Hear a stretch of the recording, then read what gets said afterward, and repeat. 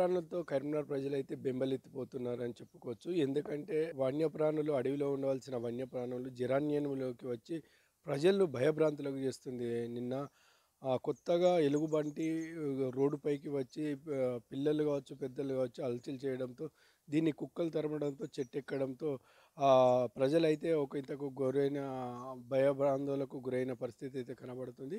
ఇదే కాకుండా గతంలో కూడా పులి అలాగే ఎలుగుబంట్లు, అలాగే మన నక్కలు, జింకలు కూడా వచ్చిన పరిస్థితి అయితే కనిపిస్తుంది.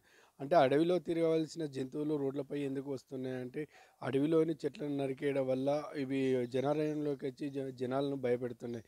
వాటికి తిండి తిగన లేక, నీరు దొరకక జనాలయంలోకి వచ్చి ప్రజలు భయభ్రాంతులకు గురి చేస్తుందని చెప్పవచ్చు. గతంలో కూడా ఎలుగుబంటి వచ్చేసి ఒక ఇద్దరు ముగ్గురు పైన దాడి చేసి ఇంట్లోకి చొరబడిన పరిస్థితులు కూడా చూసాము. అలాగే రీసెంట్‌గా గతంలో శాతవాహన యూనివర్సిటీలోనైతే రాత్రిపూట శాతవాహన యూనివర్సిటీలో మాత్రం బాయ్స్ హాస్టల్ వద్ద తిరుగుతున్న పరిస్థితి కూడా చూసాం.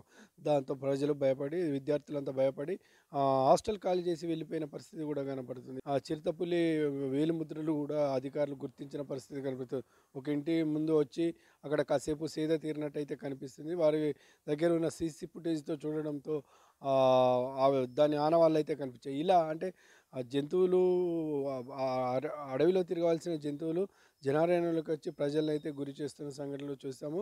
మనం గతంలో చూసుకున్నట్టు హైదరాబాద్‌లో కూడా పులి హల్చల్ చేసిన సంఘటన కూడా ఇలా ఒకటి కాదు, 2 కాదు, ఏకంగా జంతువులు వీటితో పాటు కోతులు కూడా విపరీతంగా కోతులు అడవిలో తిరగవలసిన కోతులైతే రోడ్లపైకి వచ్చి ఇళ్లల్లోనే ఉన్న మనుషుల్ని గాని, చిన్నపిల్లల్ని గాని కరిసిన పరిస్థితి అయితే మనం చాలా చూస్తున్నాము. వీటి వల్ల చాలామంది ఇబ్బంది పడుతున్నారు. రామ్‌నగర్ కావచ్చు, మంకమ్మ తోట కావచ్చు, భగత్ నగర్ కావచ్చు, సుభాష్ నగర్ కావచ్చు, ఇట్లాంటి కరీంనగర్ పట్టణంలో ఇక్కడ అక్కడ అంటూ ఎక్కడ లేకుండా అయితే కోతుల బెడద అయితే లేదు.